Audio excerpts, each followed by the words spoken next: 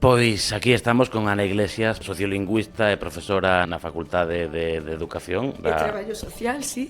Da Universidade de Vigo, no campus de Ourense. Ourense, sempre en Ourense. Non sei que terá Ourense. Que ten Ourense? Para empezar, eu desde que cheguei aquí, a verdade é que sentín un ambiente máis galeguizador do que esperaba ou do que estaba acostumada. Bueno, unha cidade preciosa, ademais, para ir de viños, históricamente tamén de moita importancia, a nivel arquitectónico. Eu creo que é a gran descoñecida de Galicia. Sí, pero case mellor así, verdade? Porque así Santiago de Compostela xa perdeu todo o seu encanto. Bueno, parte. Imos deixalo en parte. Meterse noutros xardíns, xa imos entrar nun xardín realmente importante. Como sabedes, o mes pasado, o Instituto de Estatística publicou unha enquisa que daba na súa parte referida á lingua galega uns resultados desoladores.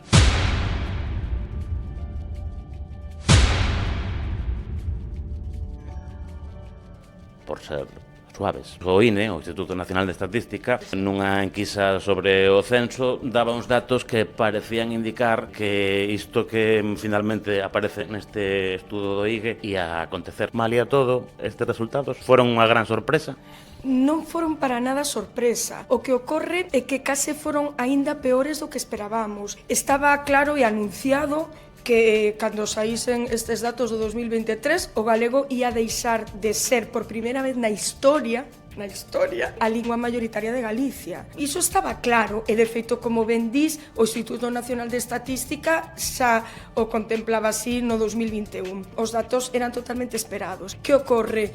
Que foron peor aínda. Cal é o tema? Claro que non é unha materia fácil, porque é unha materia de alta intervención social. Non é fácil, verdade, facer campañas que animen a xente a cousas tan básicas como, non sei, pois que non se exceda nun límite de velocidade na circulación, ou que deixen de fumar, estáse xogando a vida, e non é fácil intervir, verdade? Como vai ser fácil intervir na lingua en que se comunican todos os días cos seus fillos, cos seus coñecidos, cos seus amigos? A intervención sociolingüística é dos traballos máis finos que hai que facer en todas as áreas da intervención social. Xa é dicir. Ti, ademais de todo o que acabo de dicir, participaches na elaboración do Plan Xeral de Normalización Lingüística, que foi aprobado por unanimidade no ano 2004. Malia todo, en 2010, a Xunta de Galicia de Feijóo aprobou o chamado Decreto do Plurilingüismo, que atacaba frontalmente a este plan xeral aprobado, reiteramos, de maneira unánime. E non o digo eu, senón que teño aquí partes deste plano xeral que vou ler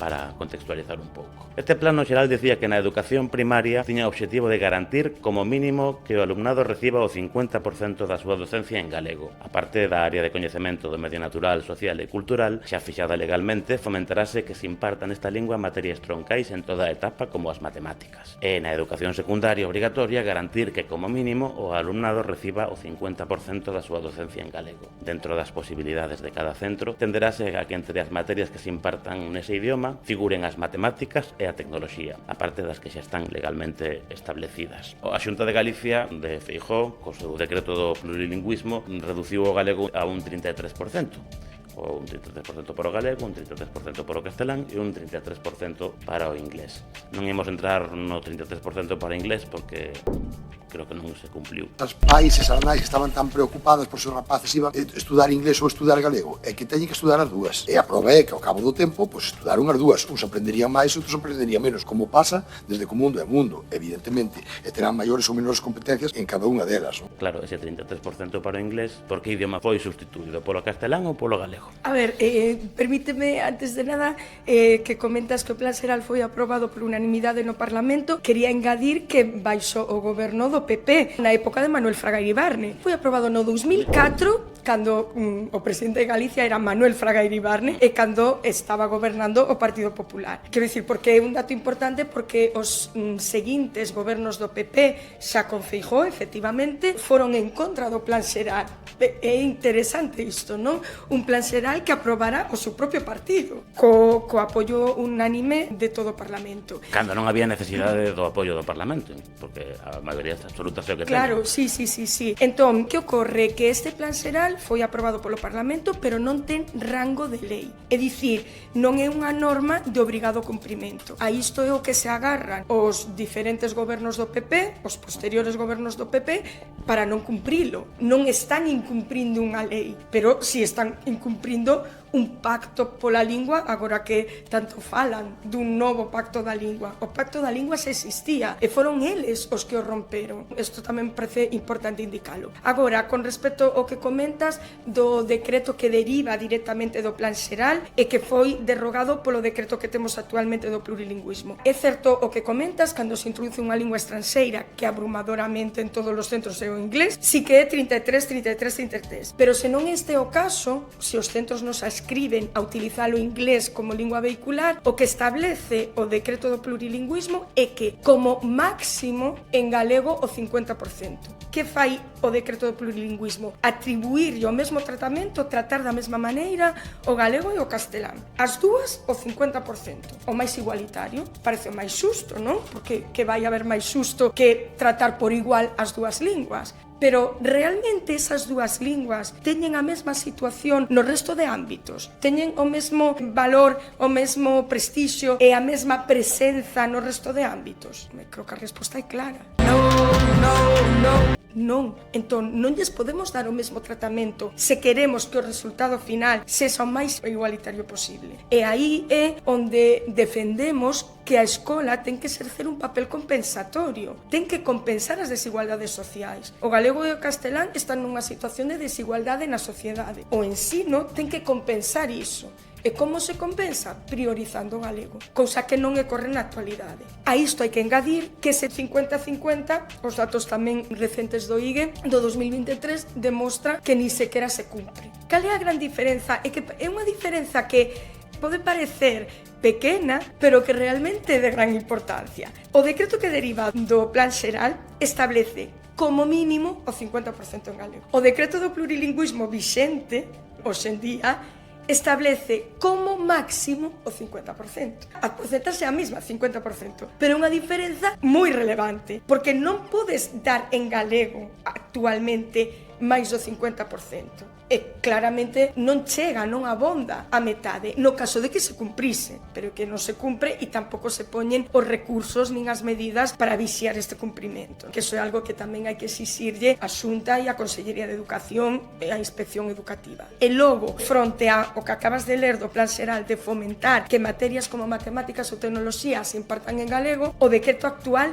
prohíbe explícitamente, está na lei no DOGA 79/2010, que se impartan as matemáticas ou a tecnoloxía en galego. Imagínate se fora de Galicia lle dicimos a alguén que en Galicia, en pleno século XXI, está prohibido dar as clases de matemáticas en galego, co que isto implica de mantemento e incluso reforzo dos prexuizos. O galego non vale para as cousas importantes. Con respecto a este tema, naquela época, polo que creo lembrar, falábase moito de obrigar a profesores que non falaban galego a falar en galego ou a dar as aulas en galego. Nos imponen el gallego.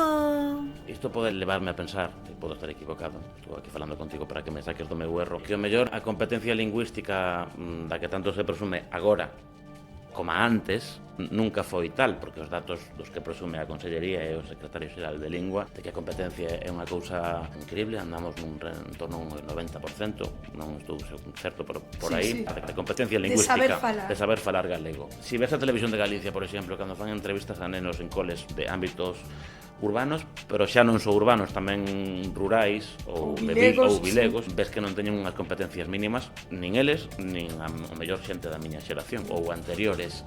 Sei que isto é un error importante, pero como valoras isto? A ver, o tema da competencia é certo que sempre se presentou desde a política lingüística da Xunta como un dos grandes avances da súa política lingüística. Que ocorre? Isto era sobre todo, esta gran mellora da competencia era sobre todo nas destrezas escritas e por unha cuestión moi clara, porque antes o galego estaba fora do sistema educativo. Lóxicamente, cando se introduce o galego no sistema educativo, as destrezas escritas melloran fronte a nada, digamos, non? De todas maneiras, ten mérito e hai que valoralo como algo positivo. É certo, é un dos poucos éxitos da política lingüística realizada ata agora. Para que digan que en Noticias Dispersas só criticamos por criticar, pois non. Non. Tamén miramos as cousas positivas, as poucas que hai. Claro, sí. Nese sentido tamén hai que recoñecer que hai avances, e hai outros avances tamén, por exemplo, a nivel actitudinal, pero bueno, ímonos centrar na competencia. Entón, que ocorre? Que unha cousa é que nunha enquisa unha persoa da idade que sexa declare que ten boa competencia en galego, e outra cousa é ter esa fluidez, esa seguridade lingüística para falar en galego no exercicio da tua profesión ou para falar en galego en distintos contextos, etc. Non sei se me explico. Unha cousa é que os galegos e galegas en porcentaxes bastante altas se nos preguntan cal é o seu nivel de dominio para falar galego. Nada, pouco, bastante ou moito. Pois que moita xente diga bastante. E outra cousa é que realmente esa mesma xente, a hora de poñerse a falar en galego e ter un discurso fluido e con seguridade lingüística, se saquen de facelo.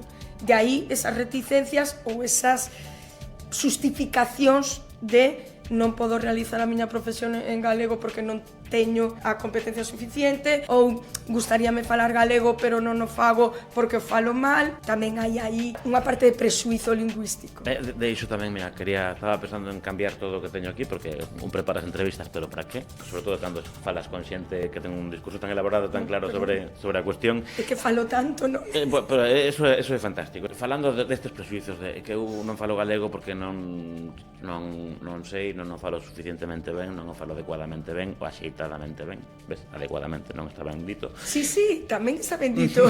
Moitas veces pero que pensamos...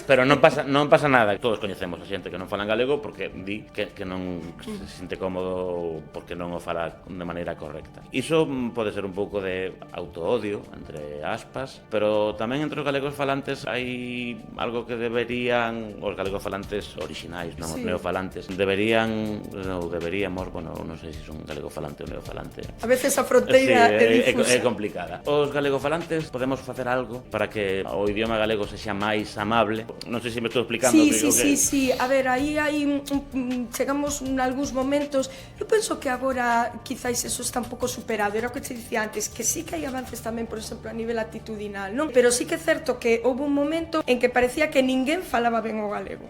No, claro, se en Galicia ninguén fala ben o galego, que non fala. Chegouse a unha situación, non sei se paradoxal ou contradictoria, non? Os galegofalantes de toda a vida non o falan ben porque meten castelanismos léxicos, non? Porque utilizan silla en lugar de cadeira. Eso non indica que fales mal unha lingua.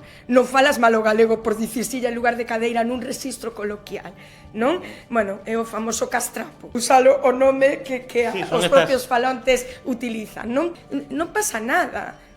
Porque ademais a lingua e todas as linguas, eso pasa tamén no español ou no inglés, teñen diferentes rexistros. Eu non estou falando agora contigo nunha entrevista como falo na miña casa cos meus fillos ou como falo cos colegas tomando unhas cañas, non? Porque esa é a riqueza lingüística, que temos diferentes rexistros. Entón, no galego igual que no español, que no inglés, en que calquera outra lingua. As linguas por esencia teñen esta característica. Claro que ti, falando cos teus colegas, vas a utilizar castelanismos léxicos de vocabulario, porque é normal, porque é algo moi extendido. Tamén cando falamos español en Galicia non usamos verbos compostos e non pasa nada.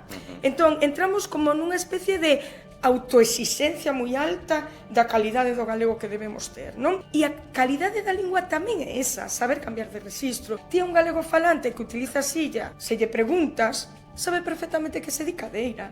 Ou incluso, digoche máis, os que din jueves saben perfectamente que o nome da semana é xoves. Que pasa? E nun escrito, nun traballo para entregar na universidade, van utilizar xoves. Eso por unha parte. E logo están os neofalantes, claro. Os que somos neofalantes, lóxicamente, temos que pasar un período tamén para mellorar a nosa lingua, non?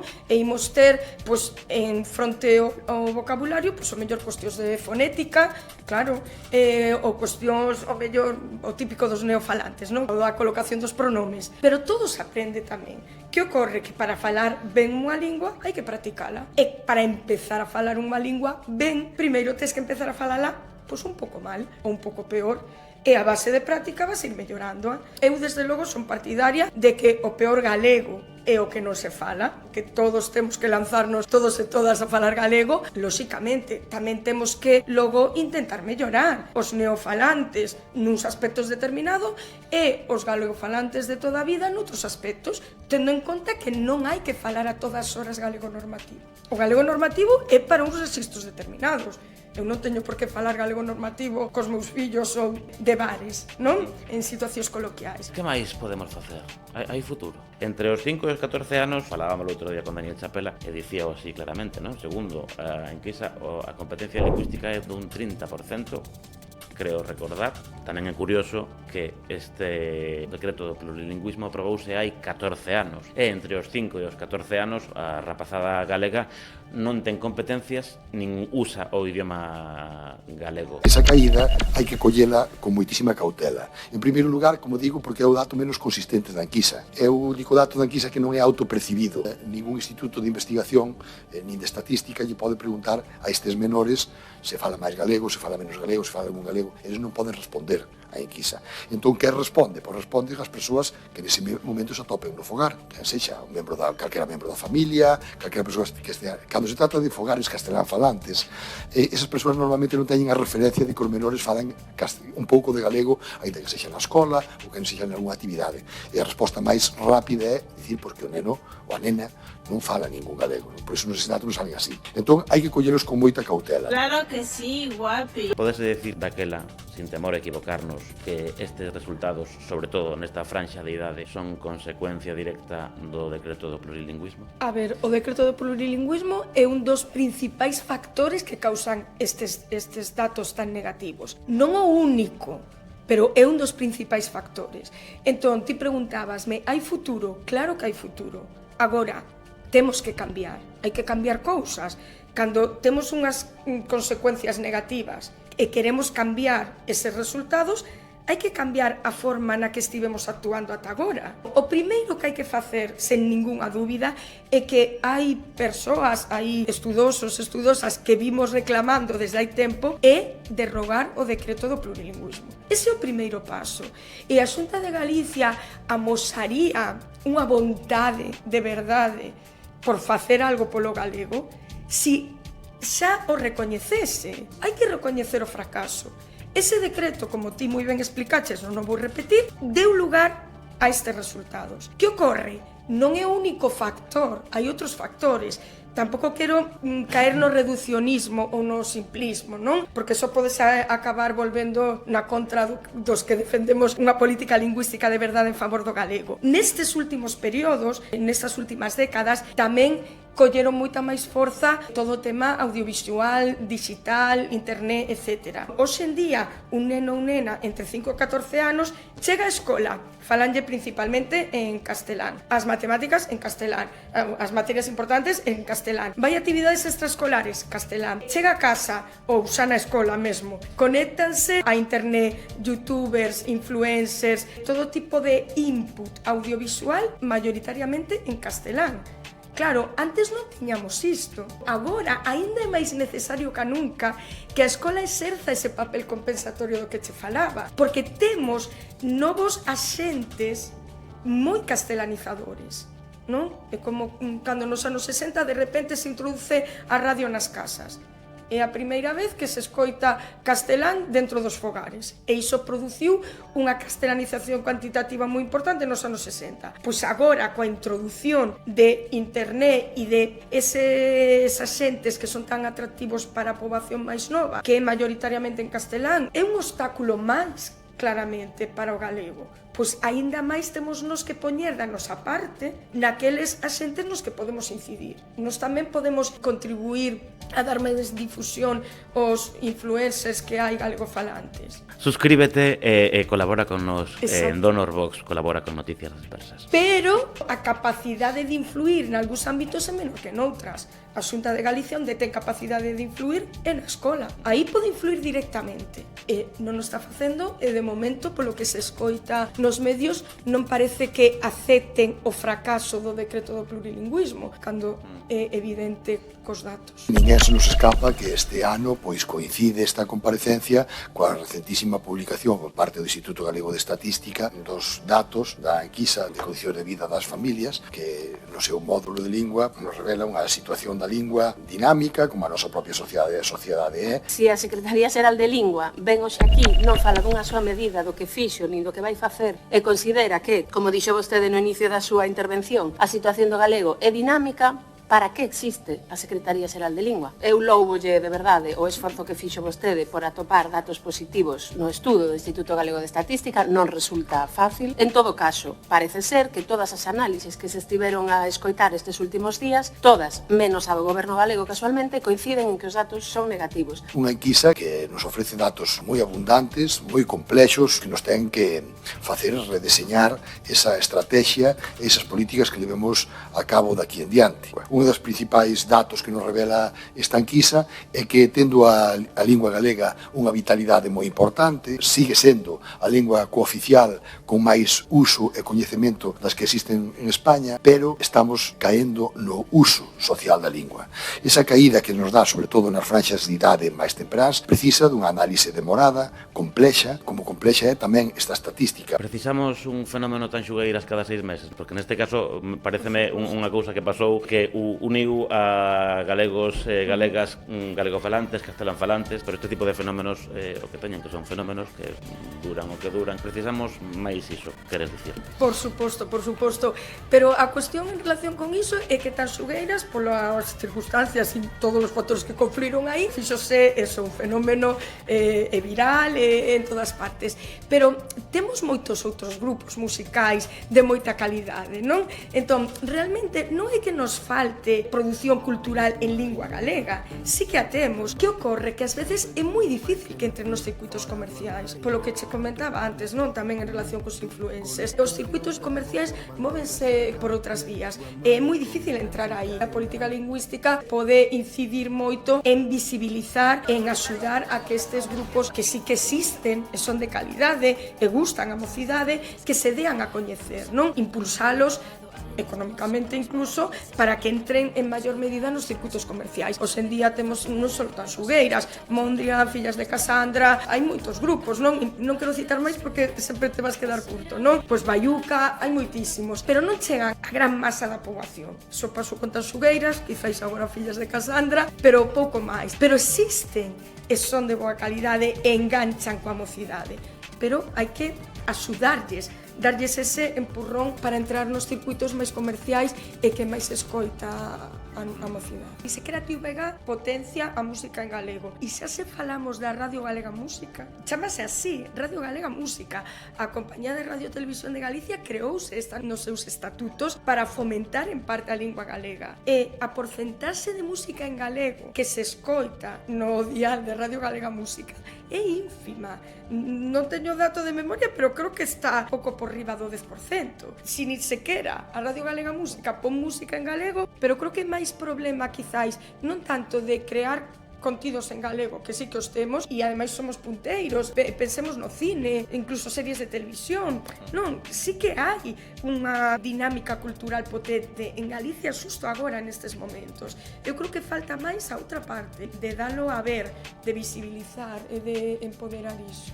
Falabas nunha entrevista que concediches a Galicia Confidencial hai un mes aproximadamente do concepto de transmisión xeracional e dabas uns datos, incluso falabas de casos concretos de alumnado que ti coñeces bastante desalentadores, que non son novos, porque o problema de transmisión xeracional é o problema do galego desde o fin da dictadura, quizáis, ou incluso de antes, non? Esta ruptura da transmisión xeracional que podemos vivir a miña xeración, por exemplo, casos de pais que non lles falaban os seus nenos en galego porque lle daban vergoña, porque non era un idioma útil. Que diferencia hai entre os problemas coa transmisión xeracional na época da dictadura e dos inicios da democracia con neste momento? Coa actualidade.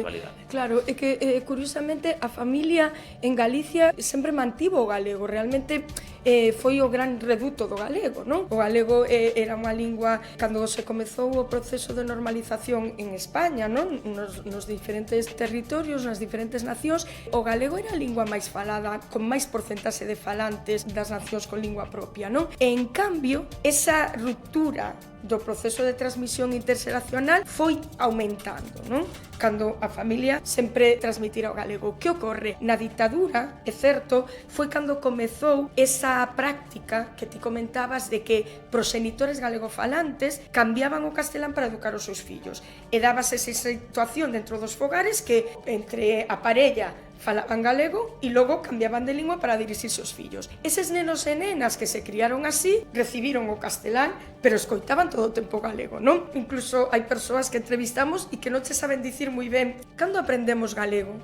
Sempre, claro, porque tamén o tiñan dentro da casa. Entón, na época da ditadura, podemos poñernos na pel deses proxenitores e entender que fixesen isto, porque os seus nenos e nenas ian ir a unha escola na que o galego estaba prohibido totalmente, na que ia ser todo en castelán, pois posiblemente incluso pensasen en que ian ter que emigrar, aínda que isto de que para emigrar fai falta só o castelán tamén é un presuizo, non? Pero quero dicir que o podías entender, pero que hoxe en día siga habendo proxenitores galegofalantes que cambien o castelán para educar os seus fillos é totalmente incomprensible. Que ocorre? Que moitas veces estes comportamentos convértense como en hábitos e queda unha inercia que é moi difícil de romper. Sobre todo, se non lle damos a estas familias argumentos para facelos conscientes de que, digamos, non ten sentido ese comportamento que están facendo. Eles que fan, reproducen o que fixeron a súa vez con eles os seus proxenitores. Non sei se me explico, non? O que estamos perpetuando un comportamento que agora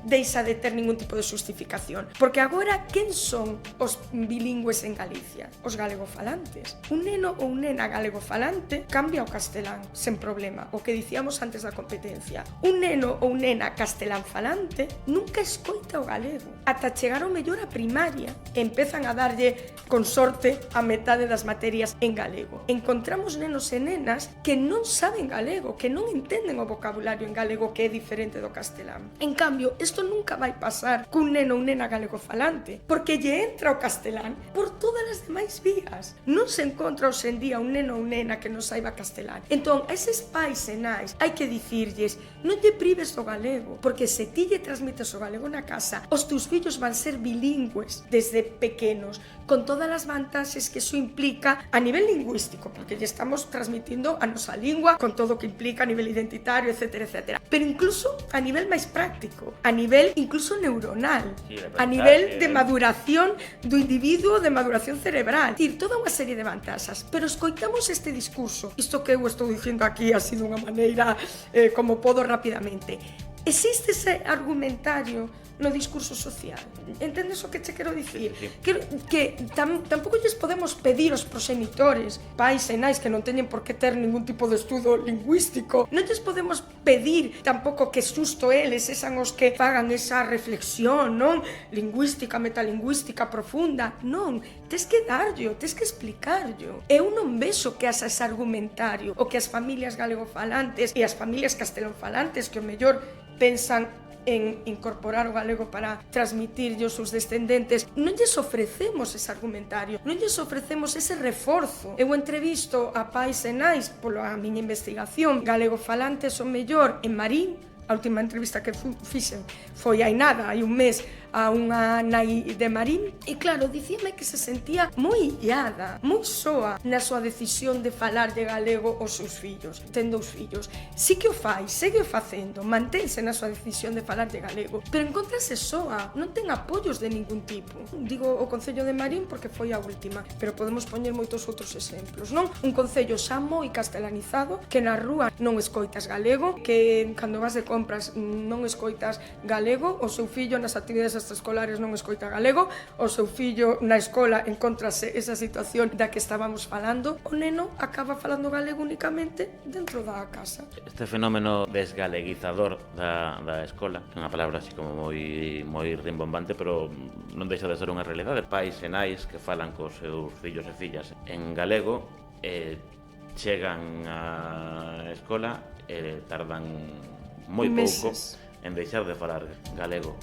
é unha cousa que todos coñecemos e todos sabemos, o mellor non sei se hai estatísticas ao respecto. A observación tamén é importante. Con calquera pai galegofalante desde hai 40, 50 anos para atrás diráche isto. Evidentemente non é culpa de ninguén socialmente. A nivel político sí que podemos votar. Claro, digo, hai que buscar as causas. Pero socialmente non se pode entrar nesa valoración. Este fenómeno, ti que traballas con este asunto, queda simplemente en casos contados que coñecemos todos ou hai datos ao respecto? A ver, cos propios datos do Instituto Galego de Estatística que acaban de sair, realizando un análise máis en profundidade e realizando cruzamentos, pódese obter, porque como hai a pregunta de que lingua falan os pais e a pregunta de que lingua falan os nenos, podes contrastalos e ver que hai perda, non? O que dicías ti antes, a xeración de 5 a 14 anos fala menos galego que a xeración da idade dos proxenitores desta franxa, non? Entón, eses propios datos, cando agora os estudosos realicen estudos con máis detalle, van dar resultados nesa liña, non? Pero nós o que facemos, claro, non temos os recursos que ten o Instituto Galego de Estatística, os investigadores dentro da universidade, sen ir máis lonxe, o que facemos son estudos máis locais. Nós aquí nesta facultade temos realizado estudos en distintos centros de Ourense, da cidade de Ourense, nos que registramos efectivamente en varios anos, non un ano, non algo puntual, senón que son estudos que manteñen xa unha duración. E registramos iso que ti comentas, non? E temos publicado artigos, quer dicir, son datos que xa están publicados. Os poucos nenos e nenas galegofalantes que chegan a un centro educativo na cidade de Ourense, en meses abandonan o galego. Nos entrevistamos as nais e pais destes nenos e, claro, encontras sentimentos de frustración, de tristeza, porque tamén é moi duro como nai que ti lle fales unha lingua ao teu fillo e ver como abandona a lingua en moi pouco tempo en canto é escolarizado.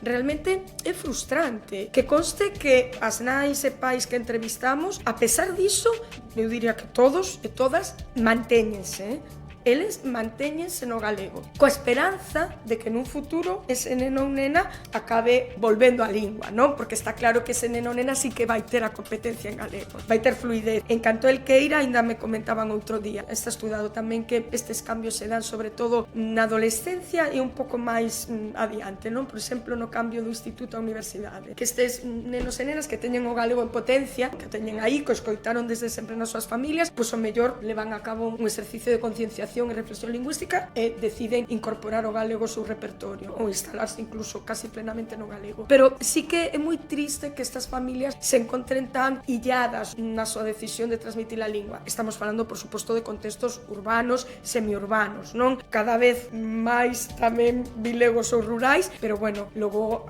seguimos tendo en Galicia tamén contextos moi galeguizados por sorte, É a rabia que me dá a mí, que aínda hai base, a pesar destes datos tan negativos, se agora actuásemos e cambiásemos as medidas de política lingüística de forma, diría que incluso bastante radical, aínda hai unha base de galegofalantes importantes en Galicia. A porcentaxe era enorme de galegofalantes. Esta perda é recente. En Galicia o galego sempre se foi perdendo, de forma progresiva, pero moi lentamente. Que ocorre agora con estes datos? Que no último quinquenio hai un pico. Hai unha caída cuantitativa importante. Cando a perda do galego sempre fora progresiva pero lenta. Hai unha cuestión que eu penso que é capital, non sei, ti que opinas, é bastante difícil de solucionar. Mesturar lingua con política, pero con política partidaria, é un problema, porque vemos que o partido do goberno, o Partido Popular, acusa de maneira sistemática a oposición ou a parte máis numerosa da oposición de querer impoñer el gallego, esta mítica, nos imponen el gallego.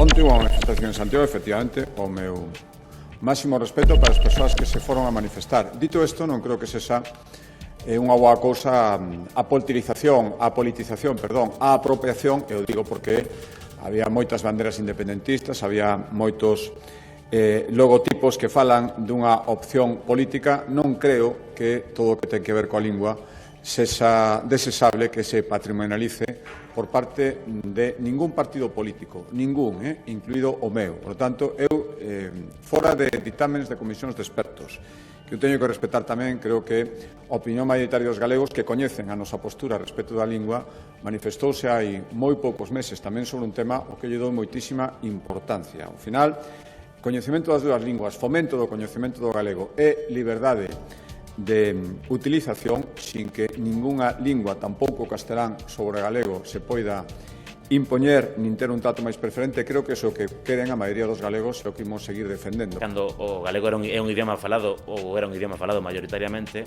por todo tipo de sectores. Tivemos a ocasión de falar aí nada con Daniel Chapela, que é unha persoa conservadora, fondamente galeguista. Crees que algún día poderemos deixar eso atrás? Crees que o día no que se solucione o problema do galego será malia todo, principalmente, porque deixemos atrás esta dicotomía política partidaria, Sí. porque todo é política, pero política partidaria, lingua.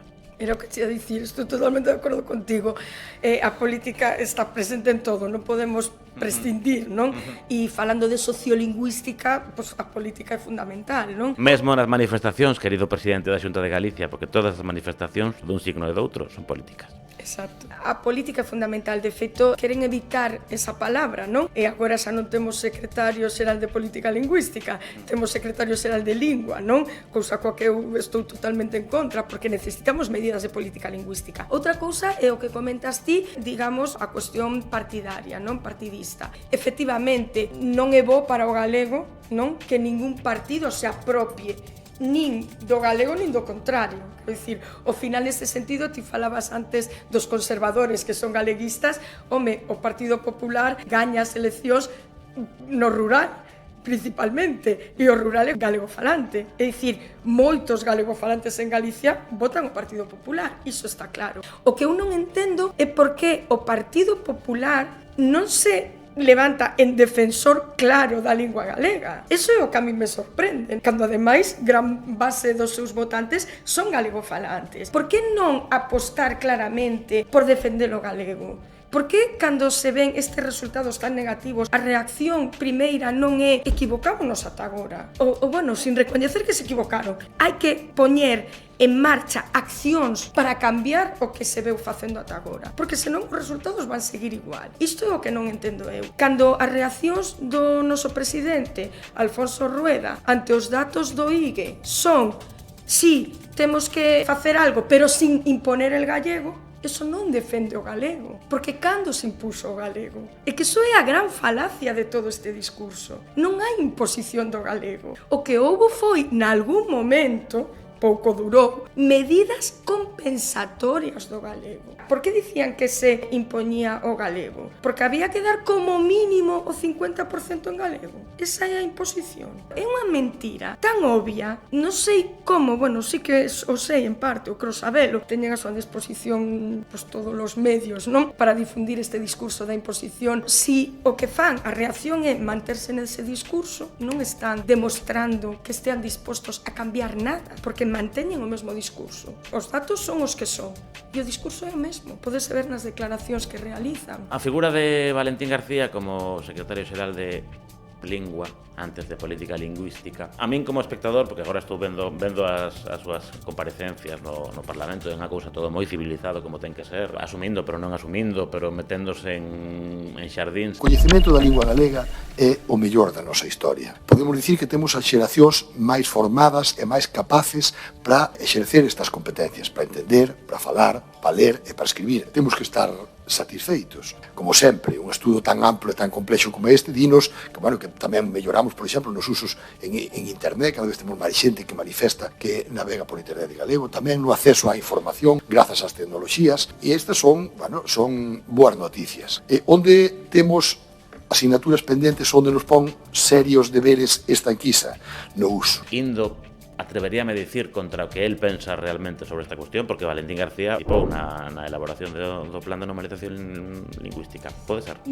Tería que comprobalo. No sector número 2 no que eu participei, de Educación, Familia e Mocidade, non. Participara no sector número 2, xunto comigo e outros expertos e expertas, foi Anxo Lorenzo, o secretario de Política Lingüística antes de Sí, que foi a grande sorpresa. Nada máis tomar o cargo de secretario xeral de Política Lingüística lingüística dixo que o decreto do bipartito non impuña o galego. Logo xa empezou a variar un poquinho o discurso, empezou a decir, bueno, que hubo xente, que familias que puideron interpretar que impuñan o galego, e a pregunta é, por que puideron interpretalo? A ver, era o que che comentaba antes, creo que é bo ser crítico a todos os niveis, non? E sí que é certo que ese decreto que derivaba do plan xeral, o que lle faltou foi esa explicación da que che comentaba antes, que de feito está recollida entre as medidas do plan xeral. Non se explicou ben a cidadanía, polo que che comentaba antes, non? Da igualdade. A xente interpreta e é comprensible que o interpreten así, non? O que pasa que hai que explicarlo, que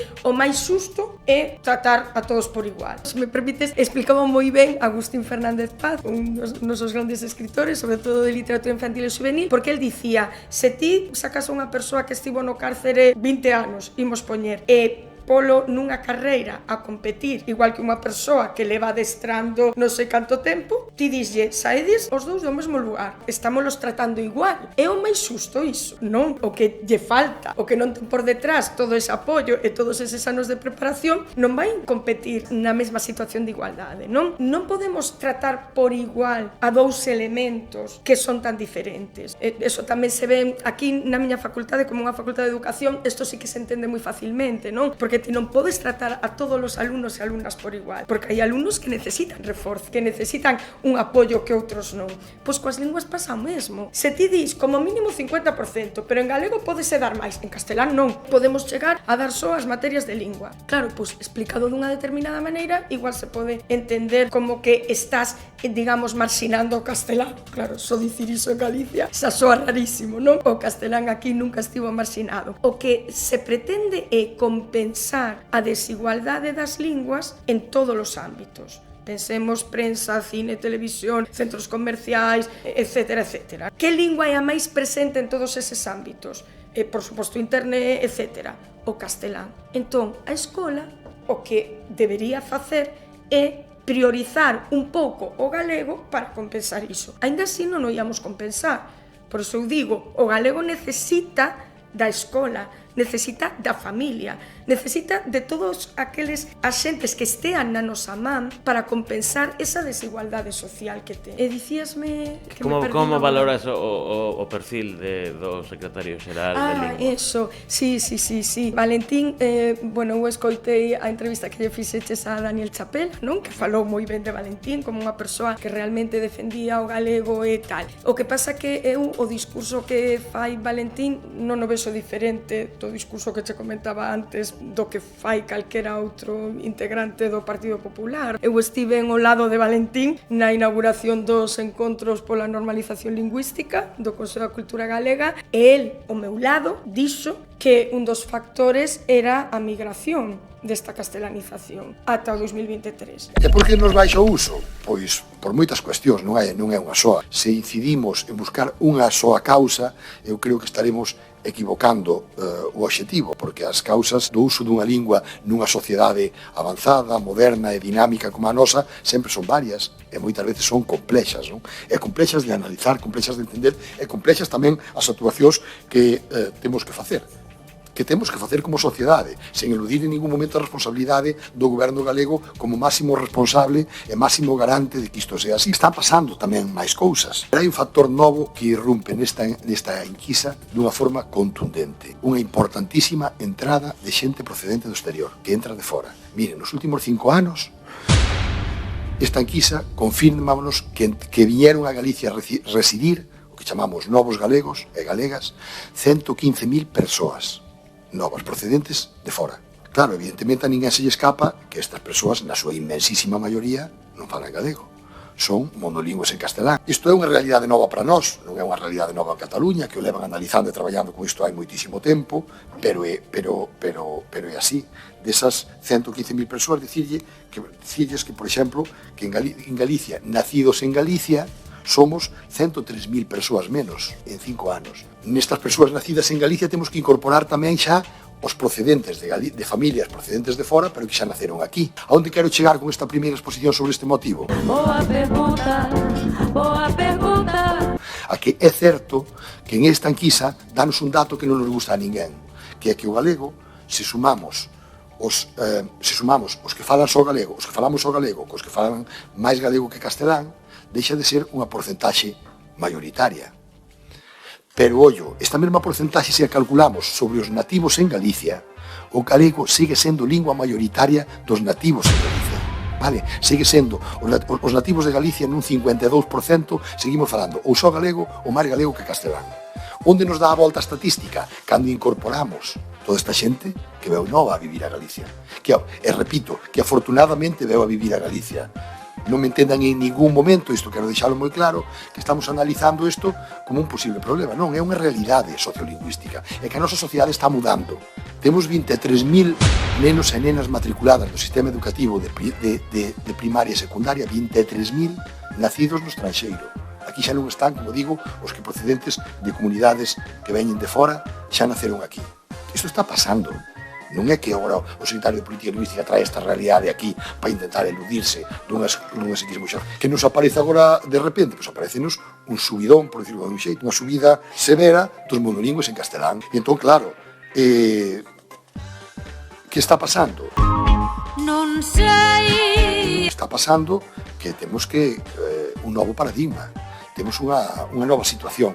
Que temos que facer? Pois pensar políticas inmediatamente, pensar deseño de políticas e de medidas que incidan nestes colectivos que están vindo para aquí. 115.000 novos residentes.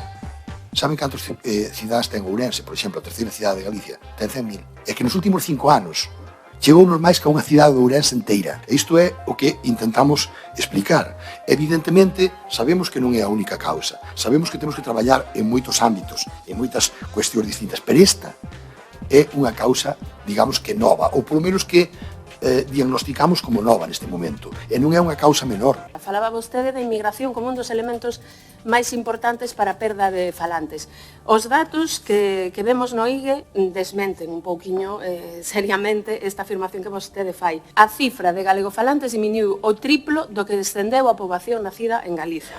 Podemos probar a cumprir o Plan de Normalización Lingüística. Aprobado hai agora 20 anos. Por exemplo, entre as medidas, establecer un plan específico destinado a nova poboación inmigrante que se está a asentar en Galicia. O señor García parece que descubriu agora que veñen inmigrantes a Galicia. Isto é algo que non acontece desde hai unha semana nin desde hai un mes. O plan xeral xa establecía entre os diagnósticos que a cuestión da inmigración tiña un peso social importante e que o ia ter nos próximos anos. Por favor, lea o plan. Ten aí unha folla de ruta para os próximos anos. Vostede falaba de que ten que chegar a un acordo cos grupos políticos para esta legislatura. Ten aí o seu programa xa feito.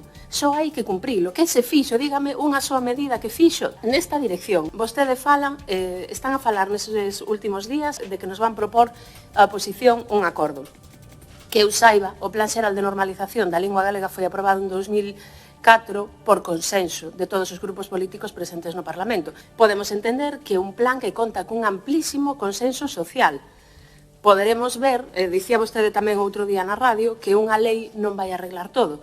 Podemos probar por unha vez a ver que pasa se as cumprimos, as leis, a ver que acontece, non? Celebro esa referencia. Unha vez que escoitas eses discursos, eu non vexo que estean realmente presentándose cunha vontade de cambiar as cousas. Está claro que a porcentaxe de migración aumentou, pero non tanto como aumentou a castelanización. En todo caso, no 2018, iso tamén se pode extraer dos datos do IGE, son públicos, a porcentaxe de migrantes que se incorporaron ao galego era moito maior que a porcentaxe de migrantes que se incorporan ao galego en 2023. E ademais que a maior castelanización se dá na franxa etaria, na idade máis nova, e aí non é onde se concentran os migrantes, non? Porque os migrantes máis ben veñen en idade adulta, ainda que logo teñan tamén fillos e fillas, por suposto. Quero dicir que non ten sentido ningún. E iso é unha estrategia discursiva, unha mentira, ao final, imos falar claro, que eu creo que eles saben que é mentira. Sí, porque xogar cos datos é fácil a ese respecto. É moi fácil. Preparando este programa e vendo a comparecencia de Valentín que falaba do efecto da migración, pero nos datos de 2003, creo recordar, de inmigrantes que falaban en galego e inmigrantes que falaban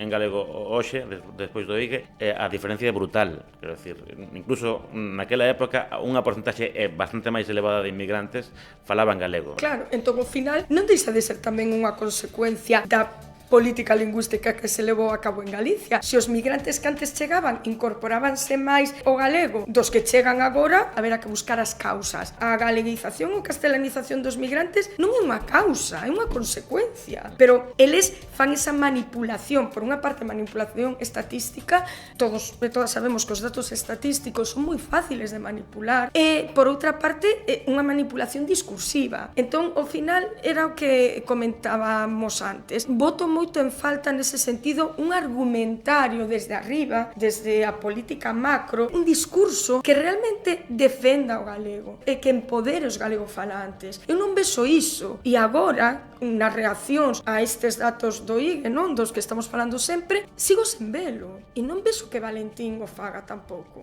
Eu non me meto en si el no seu interior defende o novo galego, eso non o sei. Quero dicir, só podo valorar ou podo analizar incluso o que el manifesta públicamente. Iso é importante. O que el ofrece á sociedade como secretario xeral de Lingua. E o discurso que de momento lle estou escoitando non me parece, desde logo, adecuado nin que vaya a contribuir a que as cousas cambien.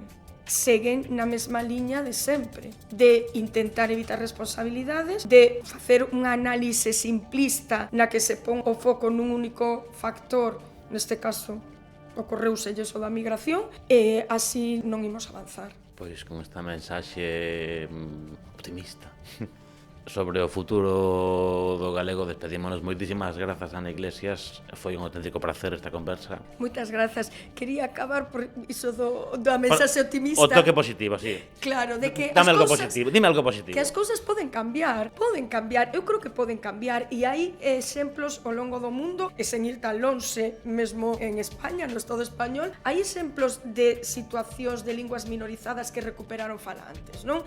En Euskadi, sen ir máis lonxe. Claro que é posible, pero para que as cousas cambien, pois temos que cambiar o que se veu facendo ata agora. En distintos niveis. Tamén cada un de nós temos a nosa pequena parte, non? Pero sen o apoio desde arriba, realmente é moi difícil. E temos esa sensación de impotencia, de frustración. Eu quería acabar xa retomando o lema da manifestación. Mudemos o rumbo da lingua, que é posible.